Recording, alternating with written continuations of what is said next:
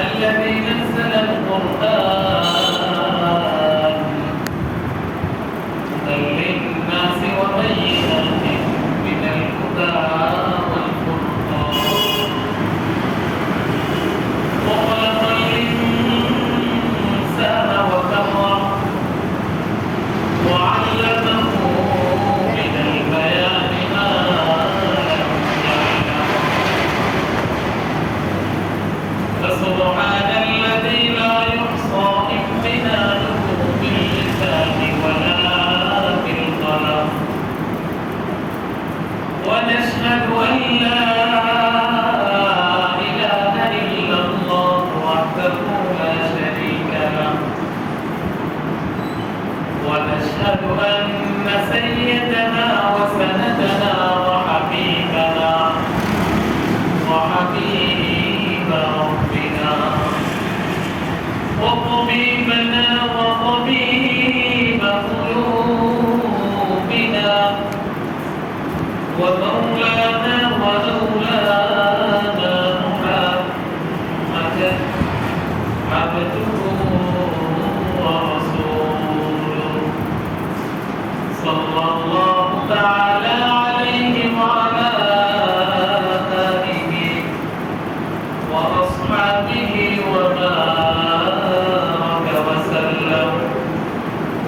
وبارك وسلم تسليما كثيرا كثيرا الذي أرسله الله تعالى بالحق بشيرا ونذيرا وداعيا إلى الله بإذنه وسراجا منيرا أما بعد فأعوذ بالله من الشيطان الرجيم بسم الله الرحمن الرحيم قال الله تعالى إن الله وملائكته يصلون على النبي يا أيها الذين آمنوا صلوا عليه وسلموا تسليما اللهم صل على سيدنا مولانا محمد وعلى آل سيدنا مولانا محمد اللهم صل على سيدنا مولانا محمد وعلى آل سيدنا مولانا محمد আসমান সুন্দর জমিন সুন্দর আরো সুন্দর পৃথিবী সবার চাইতে অধিক সুন্দর আমার প্রিয় নবীজি আল্লাহুম্মা সাল্লি আলা সাইয়্যিদিনা মাওলানা মুহাম্মদ ওয়া আলা আলি সাইয়্যিদিনা মাওলানা মুহাম্মদ বালাগাল উলা বিকামালিহি كشف الدجى بجماله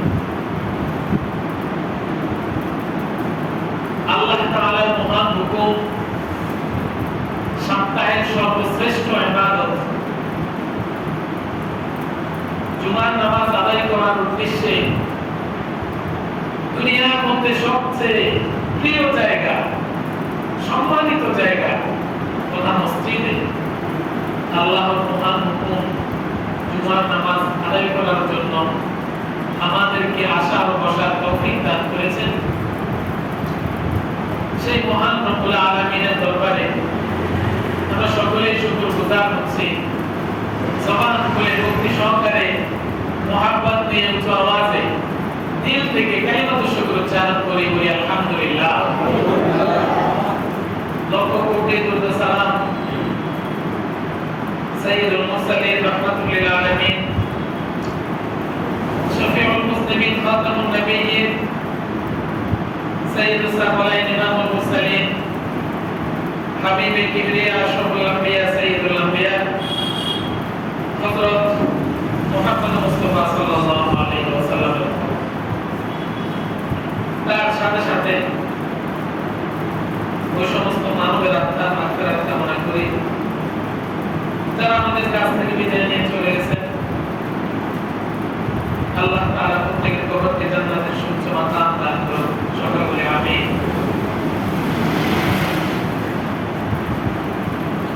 আলহামদুলিল্লাহ, চন্দ্র মাসের তারিখ অনুযায়ী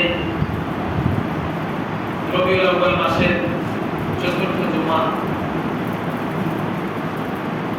রবিউল আউয়াল মাস আমাদের থেকে আস্তে আস্তে বিদায় নিতেছে। সামনে আসবে রবিউল আউয়াল, অর্থাৎ রবিউল ইসলামী আমরা যেটাকে বলি। রবিউল আউয়াল মাস আল্লাহ তাআলা অন্যান্য মাসগুলোর মতোই অনেক সম্মানিত মাস আল্লাহ তাআলার কাছে। যেহেতু আমরা সকলে জানি রবিউল আউয়াল মাসের ৮, ৯ কিংবা ১২ যে কোনো তারিখে মানবতার মুক্তির দিশায় যাকে সৃষ্টি না করলে দুনিয়ার কোনো কিছুই আল্লাহ তাআলা সৃষ্টি করতেন না, সেই মুহাম্মদ মুস্তাফা সাল্লাল্লাহু আলাইহি ওয়াসাল্লাম এই রবিউল মাসে আগমন করেছিলেন এই দুনিয়াতে। আবার সাথে সাথে এই রবিউল মাসে 12 তারিখ রাসূল সাল্লাল্লাহু আলাইহি ওয়াসাল্লাম সকল উম্মতদেরকে কাটিয়ে এই রবিউল আউয়াল মাসে মৃত্যুবরণ করেছেন। যেহেতু রাসূল সাল্লাল্লাহু আলাইহি ওয়াসাল্লামের জন্ম এবং মৃত্যুর সাথে এই মাসের অনেক সম্পর্ক রয়েছে, এই কারণে অন্যান্য মাসের তুলনায় আল্লাহ তাআলার কাছে এই মাসের দাম অনেক গুণে বেড়ে গিয়েছে। যেহেতু আজকে রবিউল আউয়াল মাসের শেষ জুমা, তার মানে বোঝা যায় আপনাদের খতিব সাহেব অনেক বড় আলেম। ওনার মুখ থেকে রবিউল আউয়াল মাস সম্পর্কে অনেক মূল্যবান আলোচনা আপনারা শুনেছিলেন। এই কারণে রাসূল সাল্লাল্লাহু আলাইহি ওয়াসাল্লামের জন্ম কিংবা মৃত্যু, সিরাত কিংবা মিলাদ, এই কোনো বিষয়ে আজকে আমার কোনো আলোচনার উদ্দেশ্য নয়। যেহেতু রবিউল আউয়াল মাসের সাথে রাসূলের অনেক সম্পর্ক রয়েছে, এই কারণে আপনাদের মধ্যে আজকের আলোচনা হবে রাসূল সাল্লাল্লাহু আলাইহি ওয়াসাল্লামের মর্যাদা এবং সাথে রাসূলের বিধান। সাথে রাসূল ওই সমস্ত লোকদেরকে বলা হয় যারা রাসূল সাল্লাল্লাহু আলাইহি ওয়াসাল্লামকে দুনিয়াতে থাকাকালীন কাফের বলেছেন, অর্থাৎ রাসূলের বিরোধী ওই সমস্ত লোকদেরকে সাথে রাসূল বলা হয়। তো রাসূল সাল্লাল্লাহু আলাইহি ওয়াসাল্লামের মর্যাদা এই দুনিয়ার বুকে অপরিসীম। যদি আমরা রাসূলের মর্যাদা, রাসূলের গুরুত্ব, রাসূলের ফজিলত সম্পর্কে যদি আপনাদের মধ্যে আলোচনা করতে থাকি, দিন চলে যাবে, রাত হয়ে যাবে, রাত চলে যাবে, দিন চলে আসবে, রাসূলের মর্যাদার আলোচনা কখনো শেষ হবে না। তারপরেও যেহেতু রাসূলের মর্যাদা সম্পর্কে আলোচনা, সে সম্পর্কে আপনাদের মধ্যে সামান্য কিছু আলোচনা করা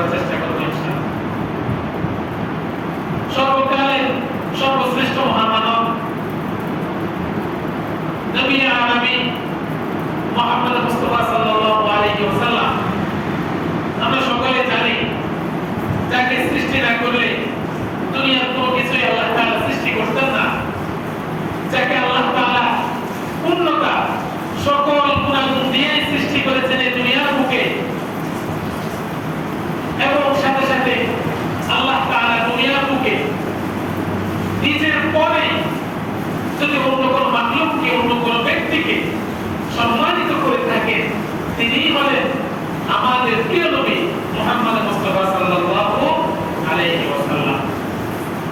সাথে সাথে রাসূল সাল্লাল্লাহু আলাইহি ওয়াসাল্লামকে আল্লাহ তাআলা উত্তম চরিত্রের অধিকারী হিসেবে দুনিয়াতে প্রেরণ করেছেন। রাসূল সাল্লাল্লাহু আলাইহি ওয়াসাল্লামের চরিত্র সম্পর্কেও অনেক লম্বা আলোচনা আছে, আপনারা ছোটবেলা থেকে শুনে রাসূল সাল্লাল্লাহু আলাইহি ওয়াসাল্লামের চরিত্র সম্পর্কে হযরত আয়েশা সিদ্দিকা রাদিয়াল্লাহু তাআলা আনহাকে জিজ্ঞেস করা হয়েছে। আয়েশা সিদ্দিকা রাদিয়াল্লাহু তাআলা আনহা রাসূল সাল্লাল্লাহু আলাইহি ওয়াসাল্লামের চরিত্রের কথা বলতে গিয়ে বলেছেন, রাসূল সাল্লাল্লাহু আলাইহি ওয়াসাল্লামের চরিত্রের সনদই হলো কোরআন। সুবহানাল্লাহ। রাসূলের চরিত্র খুঁজতে চাও, আল কোরআন খুলে দেখো, রাসূলের চরিত্র তোমাদের সামনে ভাসমান থাকছে। সুবহানাল্লাহ। রাসূলের চরিত্রটাই হলো কোরআন। পাশাপাশি রাসূল সাল্লাল্লাহু আলাইহি ওয়াসাল্লাম ছিলেন মানবতার মুক্তির দূত, যিনি জাহিলিয়াতের আমাবস্যার ঘোর অন্ধকারে যখন রাসূল সাল্লাল্লাহু আলাইহি ওয়াসাল্লামকে 570 হিজরিতে আল্লাহ তাআলা দুনিয়াতে প্রেরণ করেছিলেন, এমন এক কঠিন মুহূর্তে দুনিয়াতে আগমন করেছিলেন। রাসূল সাল্লাল্লাহু আলাইহি ওয়াসাল্লাম যে অবস্থার মধ্যে মানুষদেরকে চিন্তা অবস্থায় কবরের মধ্যে বের করলো, এমন জাহিলিয়াতের যুগে রাসূল সাল্লাল্লাহু আলাইহি ওয়াসাল্লাম এই দুনিয়ায় কেমন আগমন করেছিলেন। পশুত্বের আদেশে হারিয়ে যাওয়া মানুষত্ব বোধকে জাগ্রত করেছেন রাসূল সাল্লাল্লাহু আলাইহি ওয়াসাল্লাম দুনিয়াতে আসিয়া অবতার যাত্রা করেন, বিশ্ব মানবতাকে দিয়েছেন মুক্ত নতুন জীবন, যাদের জীবন সম্পর্কে কোনো ধারণা ছিল না।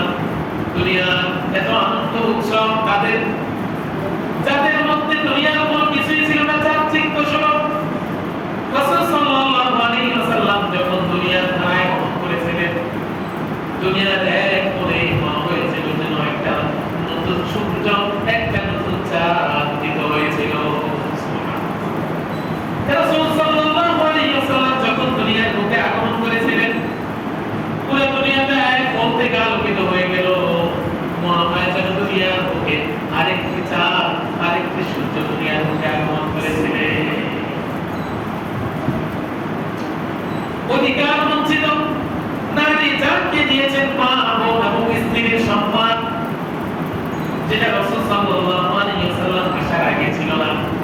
যেহেতু রাসূল সাল্লাল্লাহু আলাইহি ওয়াসাল্লাম আসার আগে ছিল জাহিলিয়াতের যুগ, এইভাবে সর্বদিক থেকে রাসূল সাল্লাল্লাহু আলাইহি ওয়াসাল্লাম মানবতার প্রত্যেক বন্ধনকে সকল মত ও পথের বয়ান উঠানাগাদ করে আদর ও ইনসাফের সামনে দর্শন দিয়েছেন পৃথিবীবাসীকে। সুবহানাল্লাহ।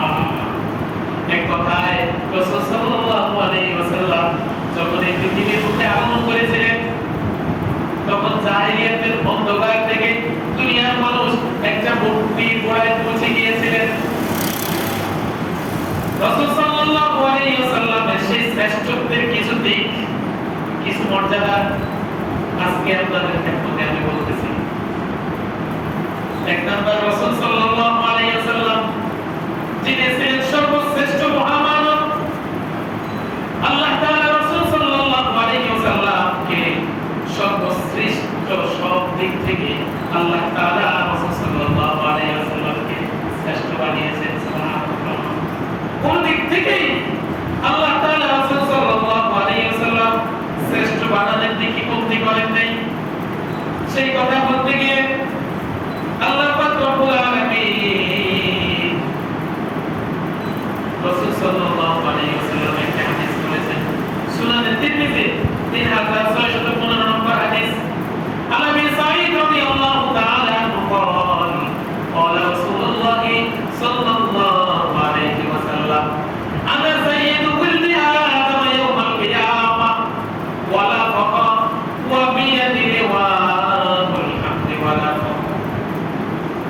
রাসূল সাল্লাল্লাহু আলাইহি ওয়াসাল্লাম ইরশাদ করেন আনা সাইয়্যিদু ইবনি আদম ইয়াউমাল কিয়ামাহ কাল কিয়ামতের ময়দানে আমাকে উম্মতে মুহাম্মাদের শুরু সমস্ত আদম সন্তানকে কাল কিয়ামতের ময়দানে সকল আদম সন্তানকে আল্লাহ তাআলা আমাকে সকল আদম সন্তানের নেতা হিসেবে প্রেরণ করবে কাল কিয়ামতের ময়দানে আল্লাহ তাআলা হুকুম করবেন রাসূল সাল্লাল্লাহু আলাইহি ওয়াসাল্লামকে ওয়াইল আদম ইয়াউমাল কিয়ামাহ কিয়ামতের দিন আপনি সকল আদম সন্তানের নেতা হবেন সুবহানাল্লাহ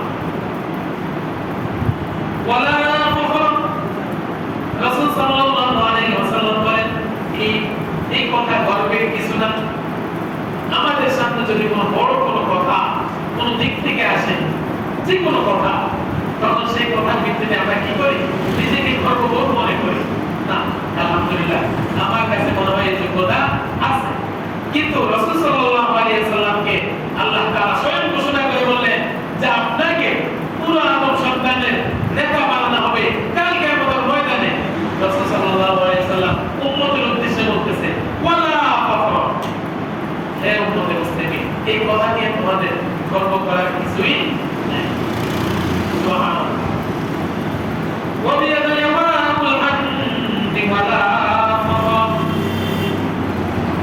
এরপর সেই রাসূল সাল্লাল্লাহু আলাইহি ওয়াসাল্লাম বলেন কাল কিয়ামতের ময়দানে আমাকে আমদের পতাকা আমার হাতে দেওয়া হবে ওয়ালা ফাখর এই বিষয়ে গর্বের কিছু নাই ওয়ামা মিন নাবিয়্যিন ইয়াওমাইযিন আদাম ফামান সাওয়াহু ইল্লা তাহতা লিওয়ানিয়া ওয়া আনা আউয়ালু মান তাশাক্কু আনহুল আরদু ওয়ালা এরপর বলেন সেই দিন এমন এক পতাকা আমার হাতে দেওয়া হবে যে আমাদের পতাকার নিচে সকল আদম সন্তান একত্রিত হবে সুবহানাল্লাহ ওয়া আনা আউয়ালু মান তাশাক্কু আনহুল আরদু ওয়ালা ফাখর কাল কিয়ামতের ময়দানে অন্য কোন নবী অন্য কোন রাসূল আমার আগে জান্নাতে প্রবেশ করতে পারবে না এবং কাল কিয়ামতের ময়দানে যখন ইসরাফিল আলাইহিস সালাতু ওয়াস সালাম মুনকার মধ্যে যখন পড়িবে কাল কিয়ামতের ময়দানে আল্লাহ তাআলা সর্বপ্রথম মাটির নিচ থেকে আমাকে তুলবে সুবহানাল্লাহ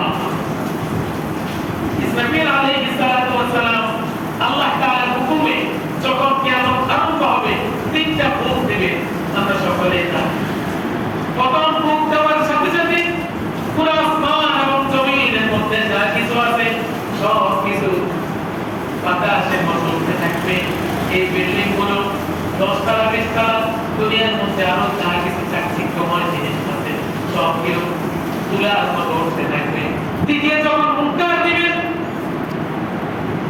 ইসরাফিল আলাইহিস সালাতু ওয়াস সালামের মুনকারের সাথে সাথে প্রত্যেকটা আদম সন্তানের কবরগুলো দুই ভাগ হয়ে কেটে যাবে আল্লাহ তাআলার হুকুমে দ্বিতীয়বার মুনকারের সাথে সাথে সকল মানবের মধ্যে আল্লাহ তাআলা রূপ পেশ করবেন সকল মানুষের মধ্যে রূপ চলে আসবে রূপ চলে আসার পরে সকলে আস্তে আস্তে কবর থেকে উঠে একদিকে দৌড়াতে থাকবে সেটাই হলো হাসরের ময়দান যেখানে আমরা বর্তমান সময়ে গিয়ে হজের উদ্দেশ্যে আরাফার ময়দান যেটাকে বলে আমরা অবস্থান করে থাকি সেই আরাফার ময়দানটাই হবে কাল কিয়ামতের ময়দান অর্থাৎ হাসরের ময়দান সুবহানাল্লাহ দুনিয়াতে যেখানেই থাকো ইসরাফিল আলাইহিস সালাতু ওয়াস সালামের মুনকারের সাথে সাথে কাল কিয়ামতের ময়দানে সকলে উপস্থিত হওয়ার জন্য ওই দিকে দৌড়াতে থাকবে তো রাসূল সাল্লাল্লাহু আলাইহি ওয়াসাল্লাম হাদিসের মধ্যে শেষে বলেন যে কাল কিয়ামতের ময়দানে ওয়া আউয়ালু মান তাশাক্কু আনহুল আরদ জমিনের মধ্য থেকে কাল কিয়ামতের ময়দানে ইসরাফিল আলাইহিস সালাতু ওয়াস সালামের মুনকারের সাথে সাথে সর্বপ্রথম আমাকে তোলা হবে ওয়ালা ফাখর সুতরাং এই বিষয়ে গর্ব করার কিছু নেই তার মানে বোঝা যায় এত বড় বড় এত মর্যাদাপূর্ণ কাজ রাসূল সাল্লাল্লাহু আলাইহি ওয়াসাল্লামকে আল্লাহ তাআলা দান করেছেন এটাই তো রাসূল সাল্লাল্লাহু আলাইহি ওয়াসাল্লামের সবচেয়ে বড় মর্যাদা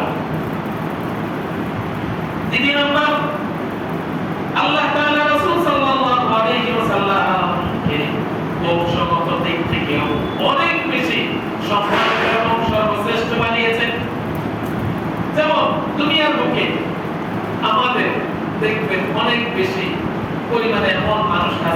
যাদের কাছে টাকা পয়সা নাই তেমন, কিন্তু বংশীয় মর্যাদার কারণে তাকে সেক্রেটারি, মেম্বারি কিংবা মসজিদের সভাপতি, সেক্রেটারি পদ দেওয়া হয়। কোন বিচার আচার মিটিংয়ের মধ্যে এই ব্যক্তি তো আমাদের এলাকার সম্মানিত ব্যক্তি, সম্মানিত বংশের ব্যক্তি, ইনাকে দিতে পারে। তার মানে বোঝা যায় দুনিয়ার বুকে যদি আমাদের মতো আকাঙ্ক্ষা গুনাহগার বান্দারা বংশীয় মর্যাদার কারণে উপরে উঠতে পারে, এই কারণে আল্লাহ তাআলা রাসূলকেও দুনিয়ার বুকে সবচেয়ে সর্বশ্রেষ্ঠ বংশের অধিকারী হিসেবে পেলেন। বংশগত দিক থেকে আল্লাহ তাআলা রাসূল সাল্লাল্লাহু আলাইহি ওয়াসাল্লামকে সর্বশ্রেষ্ঠ বংশ এবং সর্বোত্তম বংশের অধিকারী বানিয়েছেন। হাদিসের মধ্যে রাসূল করিম সাল্লাল্লাহু আলাইহি ওয়াসাল্লাম বলেন, তিরমিজি শরীফের 3532 নম্বর হাদিস, ইন্নাল্লাহা খালাকাল খালকা ফাজালানি ফি খায়রিহিম ফিরকা থুম্মা জাআলানি কবাইল ফাজালানি ফি খায়রিহিম কবিলা থুম্মা জাআলানি বুয়ুতান ফাজালানি ফি খায়রিহিম বাইতা। আল্লাহ তাআলা সৃষ্টি করে আমাকে উত্তম দলের অন্তর্ভুক্ত বানিয়েছেন। সুবহানাল্লাহ। রাসূল নিজে বলেন আল্লাহ তাআলা সৃষ্টি করেছে, সৃষ্টি করার পরে ফি খায়রিহিম ফিরকা, আমাকে প্রথমে উত্তম দলের অন্তর্ভুক্ত বানিয়েছেন। উত্তম দল কি? মুহাম্মাদের দল। ঈমান দিয়েছেন। ঈমানের মতো বড় দৌলত দুনিয়াতে আর কারো কোনো কিছু থাকতে পারে না। রাসূলকে উত্তম দলের অন্তর্ভুক্ত বানিয়েছেন। এরপর বলে সুম্মা জাআলাকুম কবাইল, অতঃপর বিভিন্ন দল থেকে, বিভিন্ন গোত্র থেকে বাছাই করে রাসূল সাল্লাল্লাহু আলাইহি ওয়াসাল্লামকে উত্তম গোত্রের অধিকারী বানিয়েছে। এরপর বলে সুম্মা জাআলাকুম বুয়ুতান ফাজালানি ফি খায়রিহিম বাইতা, অতঃপর আমাকে উত্তম গোত্র বিভিন্ন দল থেকে বাছাই করে আমাকে উত্তম বংশের অন্তর্ভুক্ত করেছেন। উত্তম বংশ কোনটা? রাসূলের বংশ। রাসূলের বংশের নাম কি? কুরাইশ বংশ। কুরাইশ বংশ হলো দুনিয়ার বুকে যত বংশ আল্লাহ তাআলা নিয়ে নাযিল করেছেন সবচেয়ে উত্তম এবং দামি মর্যাদাপূর্ণ বংশ। সেই কুরাইশ বংশের মধ্যে আল্লাহ রাসূল সাল্লাল্লাহু আলাইহি ওয়াসাল্লামকে আল্লাহ তাআলা প্রেরণ করেছেন। তার মানে বোঝা যায় আল্লাহ তাআলা তার রাসূল সাল্লাল্লাহু আলাইহি ওয়াসাল্লামকে মর্যাদা দান করেছেন, সম্মানিত করেছেন, উত্তম বংশের অধিকারী বানিয়ে। 3 নম্বর, রাসূল সাল্লাল্লাহু আলাইহি ওয়াসাল্লামকে আল্লাহ তাআলা বিশ্ববাসীর জন্য রহমত রূপে প্রেরণ করেছেন। বিশ্ববাসীর জন্য রহমত রূপে প্রেরণ করেছেন। সুবহানাল্লাহ বলবেন না? আমরাই তো সেই রাসূলের উম্মত। এই কথা আমরা অনেকে জানিও না, মুখে জানি কিন্তু অন্তরে এটাকে বিশ্বাস করাইতে পারি না যে আমরা অন্য নবীর উম্মতের আগে জান্নাতে যাব। পুরো জিন্দেগি যদি আমরা কোথায় মধ্যে কাটে, শেষে মৃত্যুর আগ মুহূর্তে যদি আমরা ঈমান নিয়ে এই দুনিয়া থেকে বিদায় নিয়ে চলে যেতে পারি লা ইলাহা ইল্লাল্লাহ বলে, তাহলে আমাদের জন্য জান্নাত হবে। সুবহানাল্লাহ। আমরাই অন্যান্য নবীর উম্মতের আগে কি যাব? জান্নাতে। আমরা কত সৌভাগ্যবান উম্মত। সেই নবী কে আল্লাহ তাআলা বিশ্ববাসীর জন্য রহমত রূপে প্রেরণ করেছেন। শুধু নবী মুহাম্মদ মুস্তাফা সাল্লাল্লাহু আলাইহি ওয়াসাল্লামের উম্মতের জন্য নয়, পুরো বিশ্ববাসীর জন্য রহমত। সেই কথা বলতে গিয়ে আল্লাহ তাআলা পবিত্র কোরআনের সূরা আম্বিয়া 10 নম্বর আয়াতে কারিমার মধ্যে বলেন, ওয়া মা আরসালনাকা ইল্লা রাহমাতাল লিল আলামিন। হে রাসূল, আমি আপনাকে পুরো বিশ্বের জন্য রহমত রূপে প্রেরণ করেছি। সুবহানাল্লাহ। কে বলে? আল্লাহ নিজেই বলে যে আপনাকে পুরো বিশ্বের জন্য রহমত রূপে প্রেরণ করা হয়েছে। এখন সেই কথার ভিত্তিতে, সেই আয়াতের ভিত্তিতে ইমাম কালামি রাহমাতুল্লাহ আলাইহি এই আয়াতের ব্যাখ্যায় তিনি দিনের কিতাবের মধ্যে বলেন, আল্লাহ তাআলা তার নবী মুহাম্মদ মুস্তাফা সাল্লাল্লাহু আলাইহি ওয়াসাল্লামকে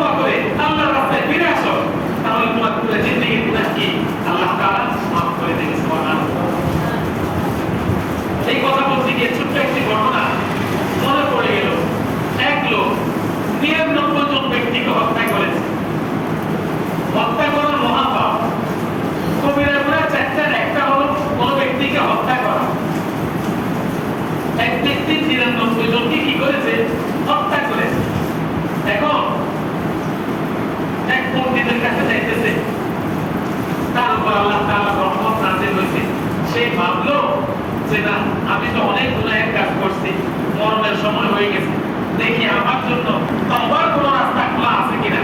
এক পণ্ডিতের কাছে যাওয়ার পরে সে বলল, তুমি ৯৯টা হত্যা করেছো, তোমার বাসা প্রুফ হয়ে যায়। সে সাথে সাথে ওই ব্যক্তিকে হত্যা করে ১০০টা পুণ্য করলো।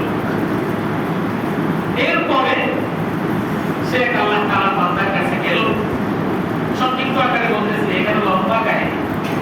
তার কাছে যাওয়ার পরে সে বলল যে আপনি অমুক ব্যক্তির কাছে যান, যাওয়ার পরে উনি আপনাকে তওবার কার্যক্রম শিখিয়ে আপনাকে সকল গুনাহ থেকে মুক্ত করতে পারেন। আপনাকে তওবা কিভাবে করতে হয় শিখেন, সেটা শিখিয়ে দিবেন, একজন ইমামের নিকট দেখিয়ে দিবেন। সেই গুনাহগার বান্দাটা যাইতে যাইতে যাইতে যাইতে পথের মধ্যে তার মৃত্যু হয়ে গেল। এখন ওই ব্যক্তির লাশ দেওয়ার জন্য গুনাহগার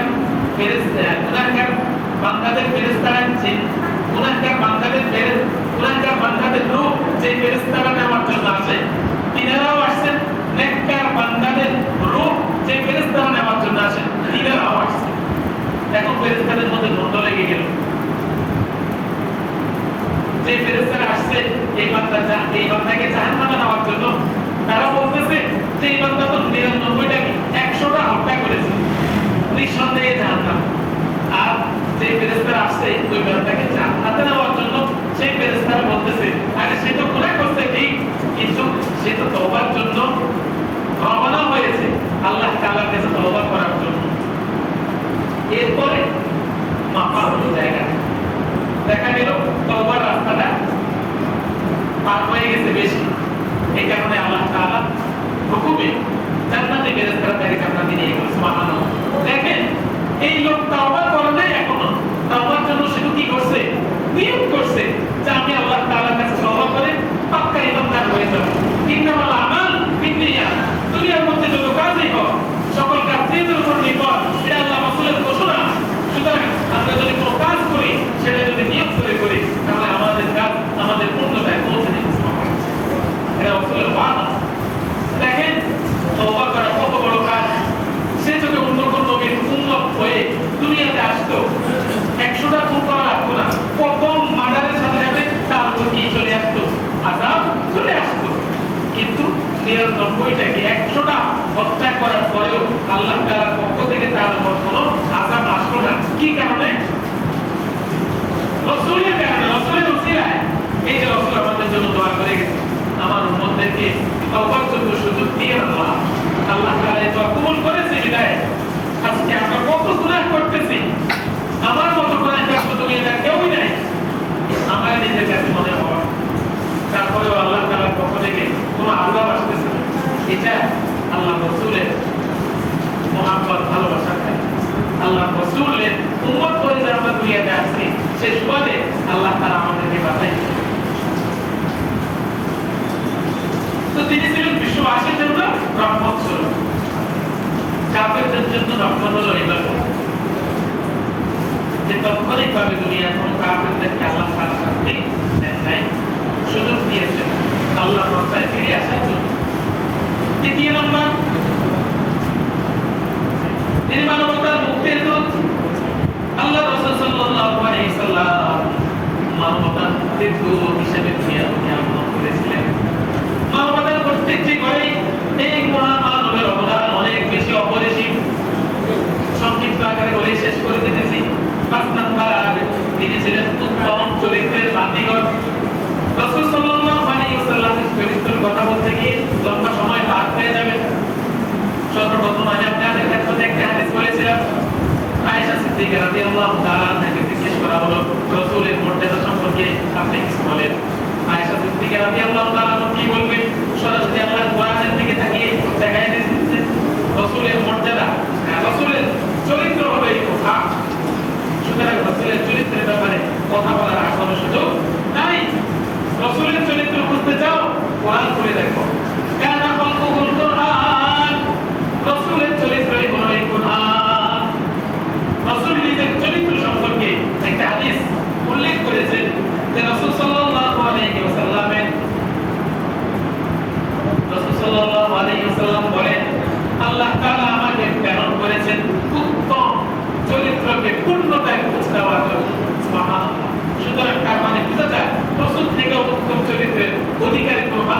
এই দুনিয়ার বুকে আসে নাই, আসবেও না।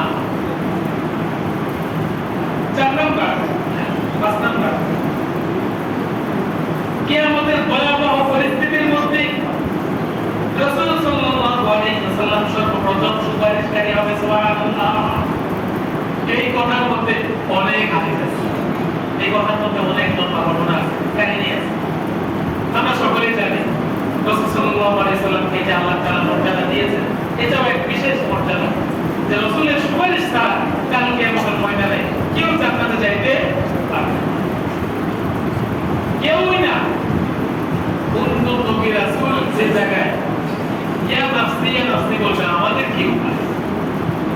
শুধুমাত্র একজন ব্যক্তি কাল কিয়ামতের ময়দানে আল্লাহর দরবারে সিজদায় পড়ে যাবে, সিজদায় যাইয়া আল্লাহ তাআলা কাছে বলতে থাকবেন, ইয়া উম্মতি ইয়া উম্মতি।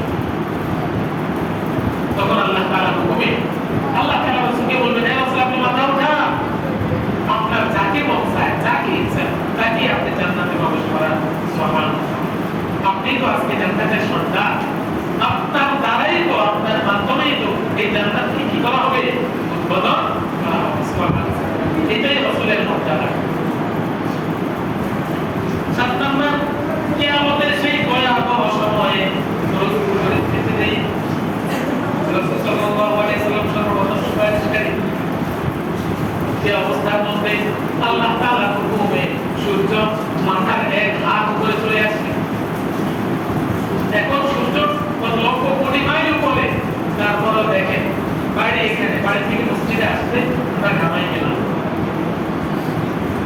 2-3 মিনিট কাজ করতে পারতেছি না গরমের কারণে। সূর্যের তাপ এত গরম, এসি ছাড়া তো বড় কি না। বর্তমানে মধ্যস্থলের যে সমস্ত লোকেরা, তারাও এখন এসি ছাড়া করে থাকতে পারে। কাল কিয়ামতের ময়দানে কঠিন মুহূর্তে যদি আমার জন্য নাজাতের ফয়সালা না হয়, সূর্যতে এক হাত মাথার উপরে চলে আসবে। হাফিজুর রহমান সিদ্দিকী কুয়াকাটা হুজুর এমন ভাবে এই কথাটা সাজিয়ে বলেন যে মাথার মগজ টকবক করে উঠে উঠবে। সেই কঠিন মুহূর্তে যদি রাসূল আমাদের জন্য সুপারিশকারী না হয়, তাহলে আমাদের অনেক বড় মুসিবত হয়ে যাবে। 8 নাম্বার, তিনি সর্বপ্রথম জান্নাতে প্রবেশকারী। রাসূল সাল্লাল্লাহু আলাইহি ওয়াসাল্লামকে আল্লাহ তাআলা বলবেন, আপনি সর্বপ্রথম জান্নাতে যান, আপনার মাধ্যমে সর্বপ্রথম জান্নাতকে উদ্বোধন করা হবে। প্রত্যেকটা পয়েন্টের হাদিসে কোরআনের আয়াত আছে, শুধু আপনাদেরকে পয়েন্টগুলো বলে যায়, সময় একেবারেই শেষ। 9 নাম্বার, তার উম্মত হতে পারা, তার উম্মত হতে পারা আমাদের জন্য বড় ভাগ্যের বিষয়। সুবহানাল্লাহ। সেই কথা আল্লাহ তাআলা কোরআনের মধ্যে বলেন, কুনতুম খায়রা উম্মাহ, তোমরাই হলো সর্বশ্রেষ্ঠ কি উম্মত, যেহেতু তোমরা রাসূলের উম্মত, নবী মুহাম্মদ মুস্তাফা সাল্লাল্লাহু আলাইহি ওয়াসাল্লামের উম্মতরাই হলো সর্বশ্রেষ্ঠ উম্মত। এটা আল্লাহ তাআলা ঘোষণা করেন, কুনতুম খায়রা উম্মাহ। 10 নাম্বার, তার চর্চা এবং খ্যাতি চিরসম্মত, তার কথা। তিনি আসার আগেও অন্যান্য বান্দারা, অন্যান্য উম্মতরা করেছেন, তিনি চলে গেছেন আজকে এত বছর, 1400 বছর, এখনো তার কথা আলোচনা করতেছে। এটাই তার অনেক বড় কি মর্যাদা। এই হলো রাসূল সাল্লাল্লাহু আলাইহি ওয়াসাল্লামের মর্যাদা, শ্রেষ্ঠত্বের 10টি পয়েন্ট আপনাদের খেদমতে পেশ করলাম। রাসূলের এত মর্যাদা হওয়ার পরেও আমরা রাসূলকে এখন পর্যন্ত চিনতে পারলাম। এই যে নবীগুলো মাস একটা চলে যাইতেছে আমাদের কাছ থেকে, কয়জনে কয়বার রাসূলের উপর পাঠ করলাম, অথচ রাসূল সাল্লাল্লাহু আলাইহি ওয়াসাল্লামের উপর কোন ব্যক্তি যদি সাল্লাল্লাহু আলাইহি ওয়াসাল্লাম বলে একবার পাঠ করে, রাসূলের পক্ষ থেকে, আল্লাহ তাআলার পক্ষ থেকে 10 বার তার উপর রহমত নাযিল হয়। সুবহানাল্লাহ। কয়জনে কয়বার রাসূলের উপর পাঠ করলাম, যে ব্যক্তি রাসূলের উপর পাঠ করে দুনিয়াতে তার কোনো পেরেশানি থাকবে না, কোনো মুসিবত, কোনো কষ্ট থাকবে না। আল্লাহ তাআলার ঘোষণা, কয়বার আমরা রাসূলের উপর পাঠ করলাম, যে রাসূল আমাদের জন্য রহমত ছিল, যে রাসূলকে সৃষ্টি না করলে আল্লাহ তাআলা দুনিয়াতে কোনো কাউকে সৃষ্টি করতেন না। সেই কারণে ভাই আমার, ঈমানের সাথে সাথে আল্লাহ তাআলা যাতে আমাদেরকে রাসূলের মহব্বত